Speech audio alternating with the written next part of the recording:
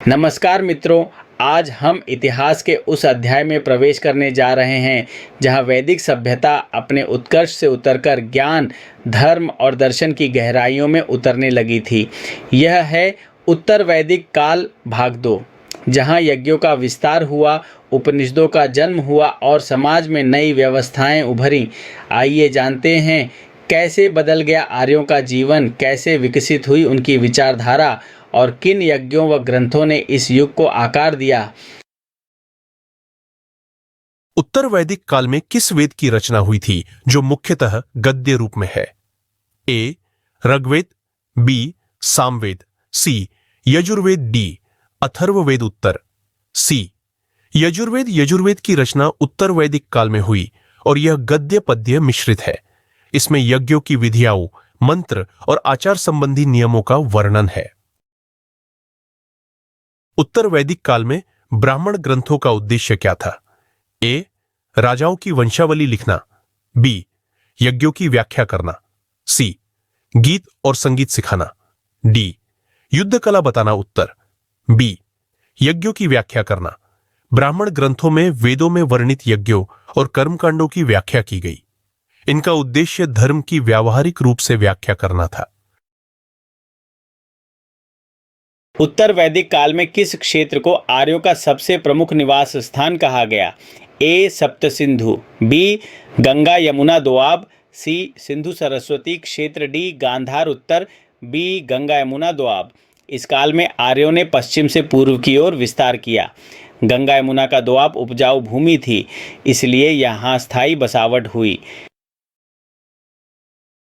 उत्तर वैदिक काल में राजसूय यज्ञ का क्या अर्थ था? ए. युद्ध में विजय प्राप्ति का यज्ञ, बी. राज्याभिषेक का यज्ञ, सी. वर्षा के लिए किया गया यज्ञ, डी. कृषि के प्रारंभ का यज्ञ उत्तर। बी. राज्याभिषेक का यज्ञ राजसूय यज्ञ राजा के अभिषेक के समय किया जाता था।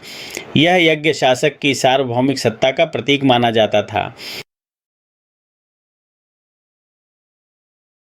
उत्तर वैदिक काल में किस यज्ञ को सबसे श्रेष्ठ माना गया था? ए. अश्वमेध यज्ञ, बी. अग्निहोत्र, सी. सोम यज्ञ, डी. वाजपेय यज्ञ उत्तर। ए. अश्वमेध यज्ञ सबसे शक्तिशाली राजा ही कर सकता था। इसमें एक घोड़े को स्वतंत्र छोड़ा जाता था और जहां वह जाता वहां राजा की सत्ता मानी जाती थी। उत्तर वैदिक काल में विद्या की देवी के रूप में किसकी पूजा की जाती थी? ए. उषा, बी. सरस्वती, सी. अदिति, डी. इंद्राणी उत्तर, बी. सरस्वती को ज्ञान, वाणी और विद्या की देवी माना गया। इस काल में ब्राह्मण और छात्रों द्वारा सरस्वती वंदना की परंपरा आरंभ हुई। उत्तर वैदिक काल में नवधा भक्ति की चर्चा किस ग्रंथ में मिलती है? ए. उपनिषद, बी. ब्राह्मण ग्रंथ, सी. आरण्यक, डी. स्मृति उत्तर। ए. उपनिषदों में ज्ञान और भक्ति दोनों का संगम मिलता है।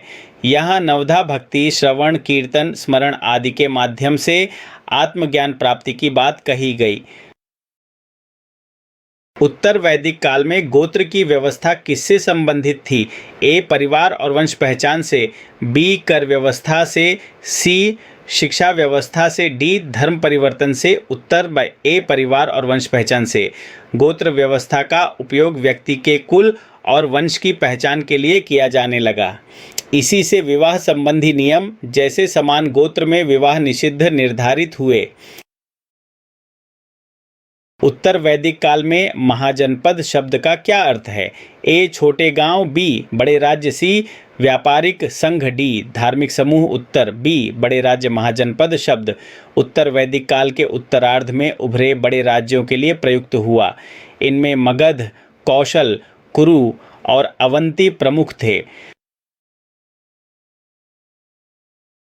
उत्तर वैदिक काल में आत्मा और ब्रह्म की चर्चा किस ग्रंथ में प्रमुख रूप से हुई? ए.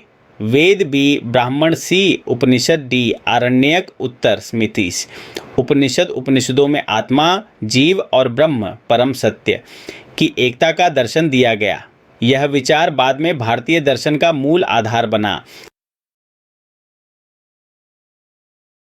तो ये था उत्तर वैदिक काल का दूसरा भाग, एक ऐसा युग जिसने हमें आत्मा और ब्रह्म का दर्शन दिया और भारतीय चिंतन को नई दिशा दी। अगर आपको ये वीडियो पसंद आया हो तो लाइक करें, शेयर करें और सब्सक्राइब करना न भूलें, क्योंकि इतिहास की ये यात्रा अभी बाकी है। अगले भाग में मिलेंगे, जब हम देखेंगे कैसे वैदिक विचार आगे चलकर भारत की सांस्कृतिक नींव बने